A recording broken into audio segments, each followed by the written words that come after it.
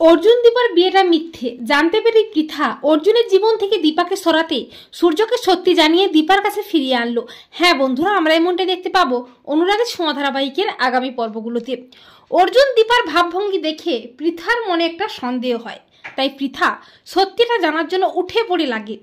পৃথা আসল সত্যিটা বের করে আনতে অর্জুনকে ঠাকুরের প্রসাদ খাওয়ানোর নাম করে অর্জুনকে বলে ঠাকুরের সিঁদুর নিজের হাতে দীপার স্মৃতিতে পরিয়ে দিতে। তখন অর্জুন দীপা দুজনেই অস্বস্তিতে পড়ে যায়, কিন্তু অর্জুন হাতে ব্যথা নাটক করে কোনো রকম ব্যাপারটা সামলে নেয়। এইসব দেখে পৃথার মনের সন্দেহটা আরও বেড়ে যায়। পৃথা মনে মনে ভাবে, আমার সন্দেহটা যদি ঠিক হয় তাহলে ওই দীপাকে অর্জুনের জীবন থেকে সরাতেই হবে, তবেই আমি অর্জুনকে হাত করে এই সম্পত্তি হাতাতে পারবো।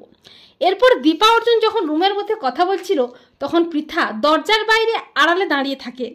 এরপর অর্জুন যখন দীপাকে বলছিল, দীপা আমাদের বিয়েটা হয়তো মিথ্যে, কিন্তু তাই বলে তুই আমাকে ছেড়ে চলে যাস না।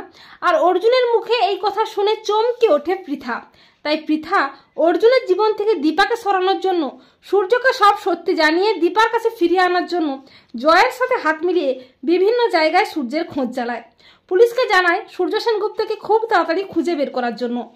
একটা সময় সূর্যের খোঁজ পাওয়া যায়, তখন পৃথা সূর্যকে সব সত্যি জানিয়ে ফিরিয়ে আনে দীপার কাছে। এরপর হঠাৎই সূর্য আসে দীপার কাছে। সূর্য বলে, দীপা।